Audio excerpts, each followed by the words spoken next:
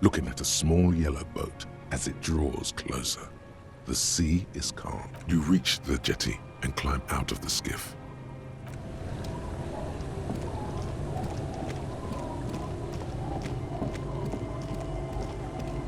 Look what the tide brought in. Harry, you're bleeding all over the place. You're half dead.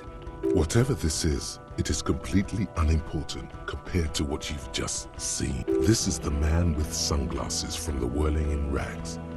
But where are his sunglasses? That's right. And you're bleeding. Bothered by it?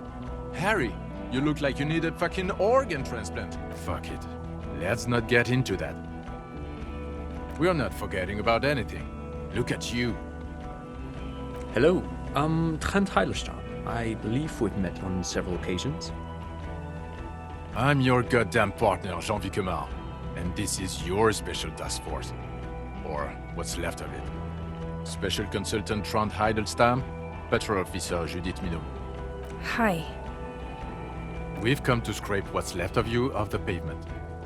Lieutenant Kim Kisoragi, Precinct 57. We've just come from the island, where our investigation led us. We might need your help with something later. As if he recalled that he's in fact a decorated police lieutenant and not a naughty boy. But this is clearly a departmental matter, so I'm going to leave you to discuss it among yourselves. It's good to meet you, Lieutenant Kitsuhagi. Letting the lieutenant know he shouldn't feel embarrassed over the shitstorm that's about to befall you. Ari, we want to help you. Trent, I believe this is where you come in? This is the horse-faced woman. I don't know why you named her that, but it was beyond idiotic. You should never address her using those words again. I don't quite know what I'm doing here. I was asked to participate as an expert. I think I need to manage your expectations a little. I'm at best an enthusiast in cognitive science. My background is in something else entirely. I engage in neurology on a merely theoretical level. In fact, I should probably get going. No, Trent. It's too late. You're part of this shit now. What have you got to say for yourself, shit kid? What does he have to say for himself? He left you to catch the bullets. Shit kid. What an interesting moniker.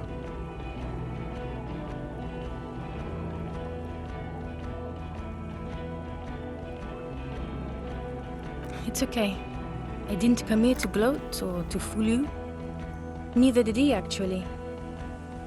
We're just worried. That's right. Worried. I'm always worried about you. Every time you don't show up to work. Or when you do, but stink. You're a worry fest. She's worried about you. I'm worried about you. Even Special Consultant Backpedal is worried about you. Everyone worries instead of working.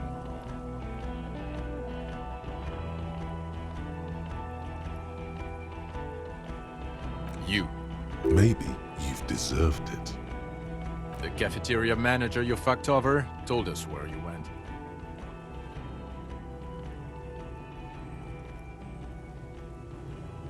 And people on the street helped us too, with your whereabouts. You're a legend among the drunks, Harry. A legendary local drunk. Yes, I'm Trent Heilerstam. I never said I wasn't Trent Heilerstam. Mikhail? Mikhail's my son. No problem. What indeed? I was asked to share my take on some of the more obscure theories developed in Königstein in the 30s. He's here to see if you're insane. He's smart. Let's move on. Duped? Hey, here's a brilliant idea. Don't be a morbid drunk, and you won't be duped so easily. Yes, I'm still Kim Kisoragi, still a lieutenant from... Still caught up in this crossfire, too. Yeah, Major Crimes Unit, under Lieutenant Dubois and Vicomar. Ring any bells? He doesn't remember. See? He really doesn't remember. It wasn't a sick joke. At least that's good. Yeah, that's very good. God damn it, Harry. You told us to fuck off. You said we are cramping your style. You're detective god. Fuck everything. All will burn. Detect or die.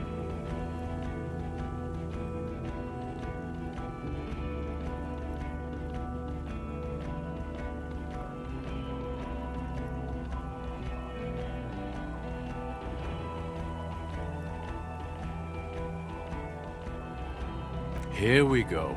Alcoholic delirium. Visions. Almost pay. God damn it. You told us to fuck off. It wasn't like that. Fuck you, Harry. We didn't know there was gonna be a tribunal, did we? Yes, you're sorry. You're the sorriest cop who ever lived. Nothing has changed, Harry. I've heard this repentant shit a million times over. God damn, you told us to fuck off. It wasn't like... Fuck you, Harry. We didn't know there was gonna be a tribunal, did we? You were crying hysterically. You were drunk, breaking things, being emotionally abusive. You said we were going into the abyss. None of us wanted to see the abyss, so we fucked off. Like you told us to. God damn, you told us to fuck off. It wasn't like that. Fuck you, Harry. We didn't know there was gonna be a tribunal, did we? Oh, you think it was cool? You saying that? None of us wanted to see the abyss, so we fucked up. The bells aren't ringing because you have brain damage, Detective God. Trant, this is where you come in. How bad is it? Well, he doesn't have visible tremors, he talks without slurring, he can drive a boat, he's standing, reasoning. All good signs, but complete retrograde amnesia, episodic and semantic. Meaning, you forgot both who you are and the definitions of money, e-solar, pound, and so on. As displayed in a station call, our interactions with him, and I don't want to be a snitch, but also mine with him before when Harry did not seem to know who I was. It's all very interesting.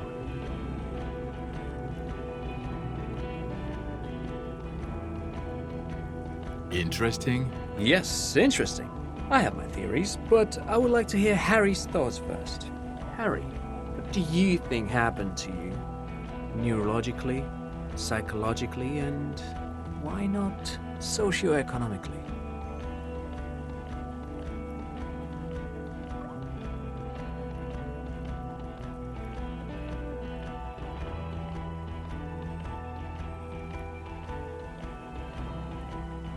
Psychotraumatic amnesia? Trant? I can go for that. Shit, kid is a broken man. Always has been. Who isn't? I know I am. But you know what? I keep my shit together. Also, I know a person can't wipe their own mind, however traumatic it gets. That doesn't happen. You're lying. Or insane. Or both. But Detective Vigmer, he has blanked out before. Yes, a couple of times. After some of the more serious benders. One was after the two drunks case, the other when we looked into that mural. So you don't remember not remembering. Beautiful. Interesting. So at first he dipped his toes into it, prepared. That's where he would have gotten the idea, yes. Practice. And then he used alcohol to get there, so to speak. What do you mean? Well, here's my theory. What if this is an absolutely normal reaction to the world we're living in? What if this is not a significant anomaly at all? Something to be explained, approached as a defect? Look at the sensory input here. Look at the ruins, the neon. Listen to the radio, the multitudes, the people. Live here for 40 years. As a police detective, he's like a magnetic reader on the world tape, to borrow a known metaphor. Harry's been pushed flat against it. Total input. Hardwired to the free market. He just needed for it to end. Okay, Trant, thank you. That's absolutely meaningless. I'm glad we brought you. Will he or will he not be able to work in the major crimes unit? Is he a cretin now? I want to know that. He's not a cretin, and he is able to do work. If not in his previous leadership role, then as a line detective.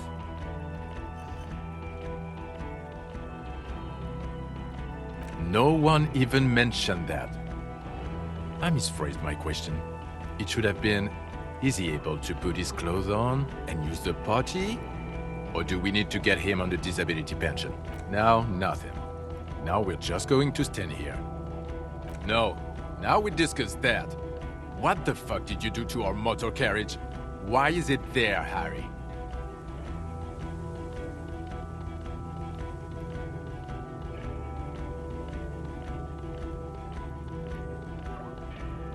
So refreshing.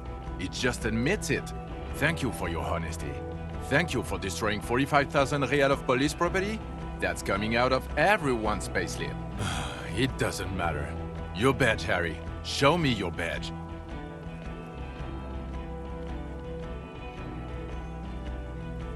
The thing that tells people you're a police officer. In a rush to demonstrate your badge, your eager fingers can't sustain a grip on the smooth plastic, and the badge slips out of your hand. Patrol Officer Minnow picks it up and gives it back to you, slippery and cold. He found it. It's his badge. I can confirm. And your gun? As if having your badge and gun are natural states, not achievement. What is it with all these material objects?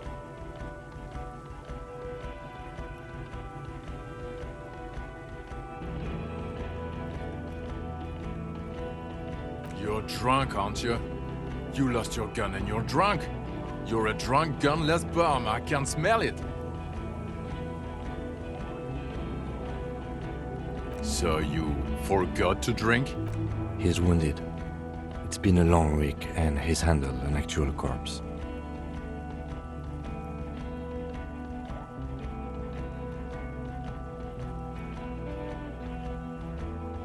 What you've discovered? You let the suspect escape. A certain Clasier. Because you were too drunk to... We've read the reports, Harry. Lieutenant Kitsuhagi's. We know.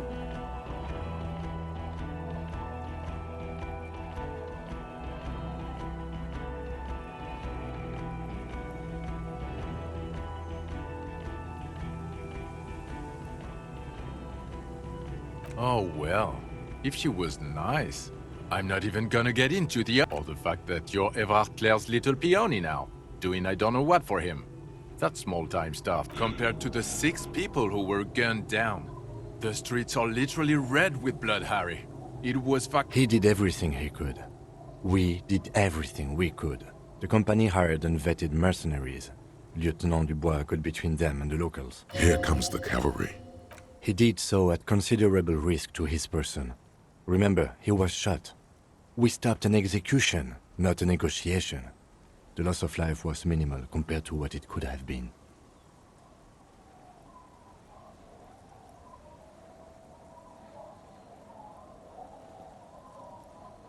Don't make this harder for yourself. Thank you for the input, Lieutenant Kitsuragi. I didn't mean to suggest you didn't handle the situation. He thinks of apologizing, but You spent the week with him on this case. What is your take? On Lieutenant Geoffretor Dubois. Well, the drinking, the gun losing, also losing the badge. That's all true. Although he has not been drinking on the job this week. See? 1 week. Then there's the self-flagellation issue. He likes to apologize, profusely, making it sound like he's guilty of at least first-degree murder. It's not a good communication strategy for an officer. It's just strange, especially in light of his political views. Detective Dubois is, as you may know, a true blue moralist, a man of the center, not prone to political outbursts, which is commendable, but also at odds with his behavior. Other still, he is also a Mazovian socio-economist who believes in liquidating the ruling class. How he reconciles these 2 points of view, I do not know, but he is vocal on both of them. And then there's the motor carriage in the sea, and the constant smoking everywhere, all the time. But despite all this, he is a great detective, one of the best I have seen, in fact. He can talk human beings into telling him everything, and he doesn't stop.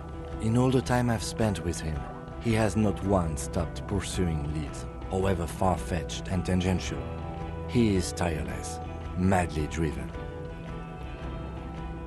Well, except that one time when he stopped to sing karaoke which, by the way, I have to disagree with you, Mr. Vicmar, was a valiant effort. He really sang his heart out. Okay, he did something. Other than that one time, he has tirelessly worked on the case, and he solved it. We have a confession, a murder weapon, and the perpetrator, locked on the island right now, awaiting transportation. He apprehended a straggler who stayed hidden for 50 years, ever since the revolution, who's probably committed other murders over those years. Oh, and he also discovered a new species. A new species? A colossal stick insect, 3 meters tall. It's on the island, camouflage as the reeds. It unfolded from them. I did not, unfortunately, get a photo, but I believe it may have been the Insulindian Phasmid. I know this sounds fantastic, but I'm a 4 times decorated lieutenant of the RCM. I do not make up encounters with cryptids to spice up my day. I am very, very sane. I don't doubt you, Lieutenant. If you say it was the Insulindian Phasmid, then it was the Insulindian Phasmid. Lieutenant, is it somehow connected to the case? The killer did not seem to be aware of the Phasmid's presence. Exhibiting a strange, atypical dementia, he fell into a stupor after its appearance. He became near catatonic.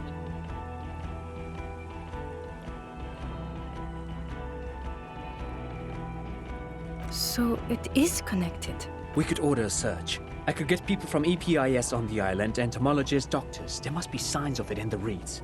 If we found the Insulindian Phasmid, well, that would be absolutely exceptional. The PR value alone. There, you need to make your case now.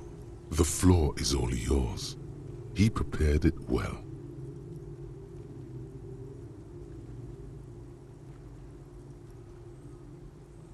What was that? It sounded like you set up a nightclub in the church. 4 kids were living in a tent on the ice. They were going to drown when it melted. It's not optimal, but the building was abandoned, so he put them in there. It's okay. It's not that okay. Get off this subject now. Female? You had to see it. It had the subdued colors of a female. And the nesting behavior too, I think. Incredible. Were there eggs in the nest? Not as far as I could see. There were other things there, though.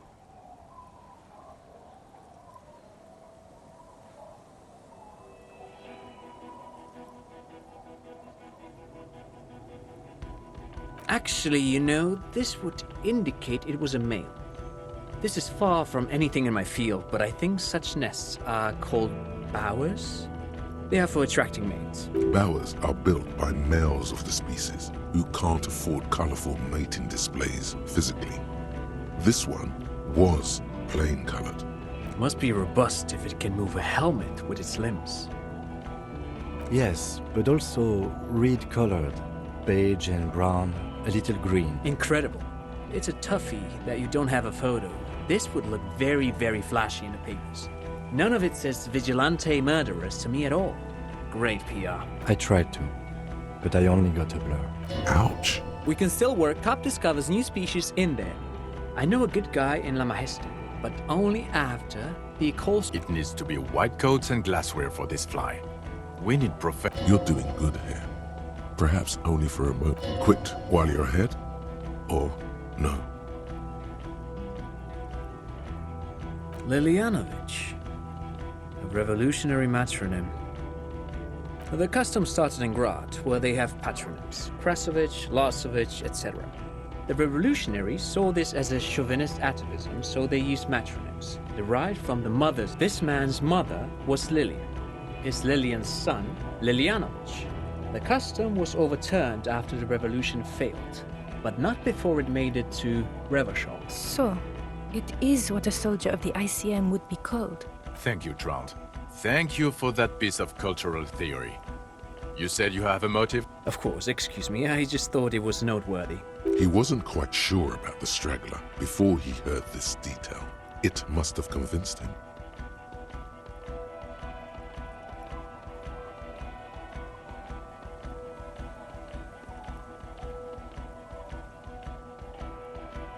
Jealousy? I thought this Lily... A strange psychosexual fascination, the result of spending all this time in solitude on the islands of this bay. And trauma too. He himself gave a political reason. In his... Also, we have a sniper's nest with full view of the room in which the mercenary died, right on the island, and 2 officers on the scene that Mr. Dross confessed to. It's a clean win. Oh, it's way more than that. Way more.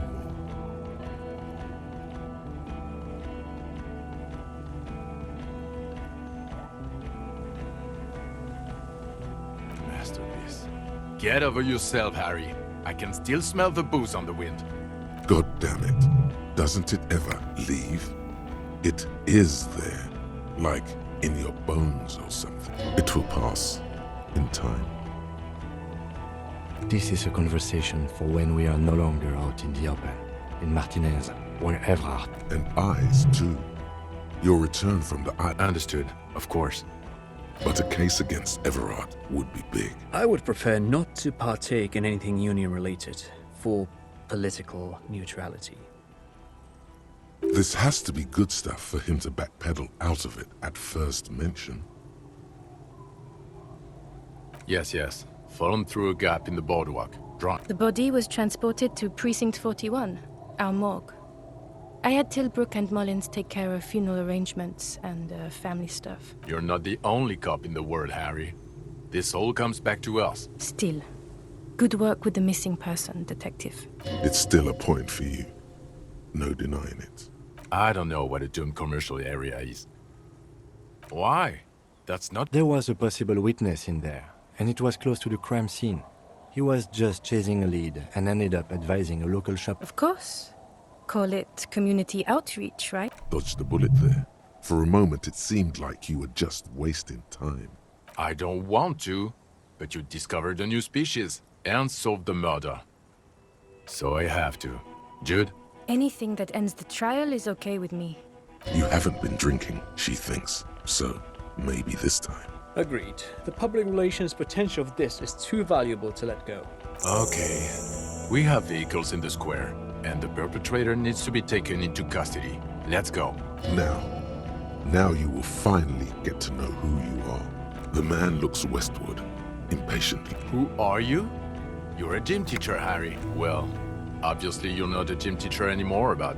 Before you were a cop, you were a gym teacher in Coron. It's getting really cold outside. Should we maybe... Harry, it explains everything. The running around, the jumping, the bicep girth, your inexplicable facial hair. Some of your more old-school social views. Your love of retro-style dance music. And this guy, too.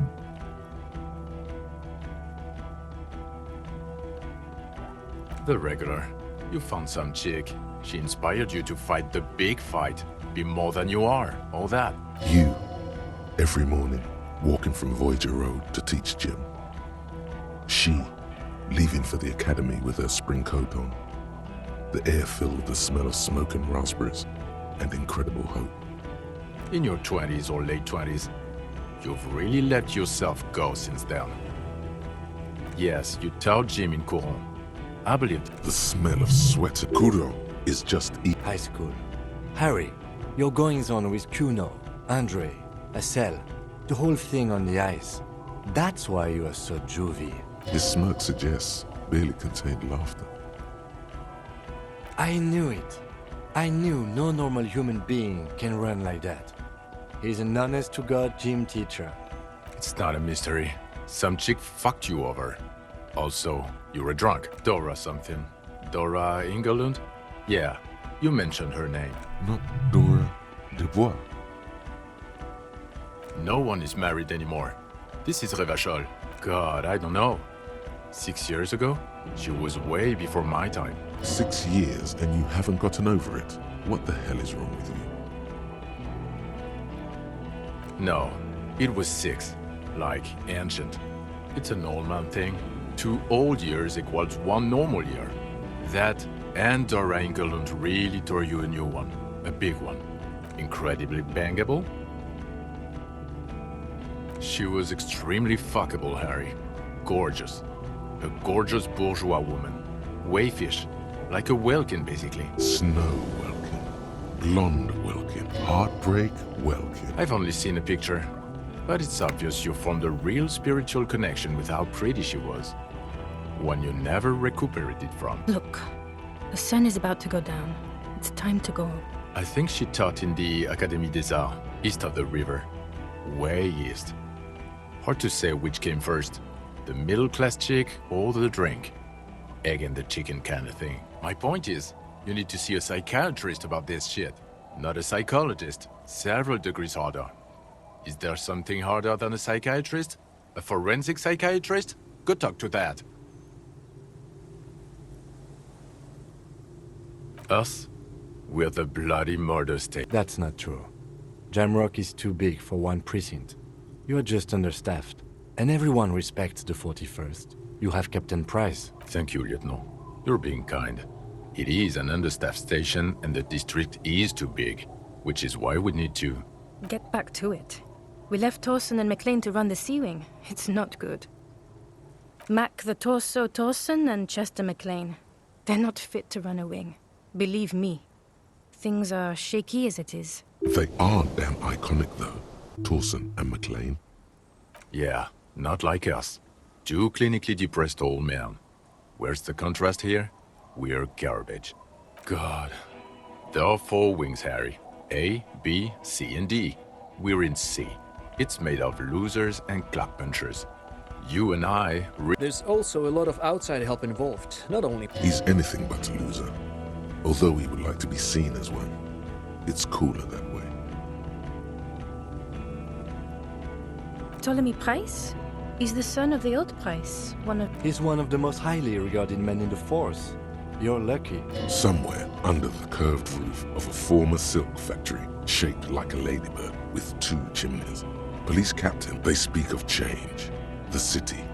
The So he remembers that. Yes, there may have been a raid on some churches. It wasn't good press. Shooting up churches never is. I was out of town, to be clear. Our enemies were hiding in a church, to the best of our information. That's it. I'm not talking about this anymore. Your security clearance is shit tier right now. You have to wait for it to go. He means it. The RCM and its enemies will not be discussed on this coast. Okay, it's not the bloody murder station. It's an old converted silk mill with green desk lamps and coffee corner. A lot of good people work there, hard, every day. Jamrock is the largest ghetto in Rivershoal. Faubourg, technically, but it's divided into 11 districts. Jamrock only has us. The press will blow over. Jamrock is lucky to have you, and it's often considered to be the greatest of the districts. You're lucky to have it. Thank you again, Lieutenant.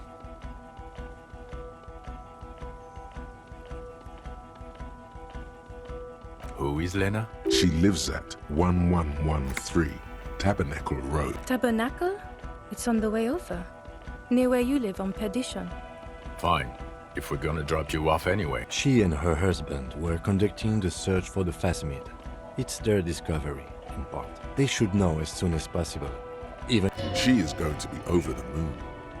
Well, first I will go back to my station and write the most detailed report anyone has ever seen. It will have to be good to cover all these. Then I will have a serious talk with my captain. Detective, we just stopped a small-scale war. Something is happening to Revachol. I don't know what yet, but it's going to be a hard spring for the RCM. We need to get ready, infiltrate, investigate. Talk to Captain Price? I'd rather not ruffle the feathers of 2 captains with my doom-mongering. Work with Price? I'm flattered, but I don't know if I... Would fit in. And crazy enough. Can take the stress. He doesn't. This truly came as a surprise to him. Not a bad one. But he's at a loss. Flattered? You're Lieutenant Kitsuragi. We would be flattered if you even considered. I would have to tie things up in GRIH first. But, I mean, whatever is coming, Jamrock will be more central to it than the harbor. And we also have a huge caseload, Lieutenant. Piles that we need to get back to. Mountains, even. I do like the sound of that. He's really considering it. Good.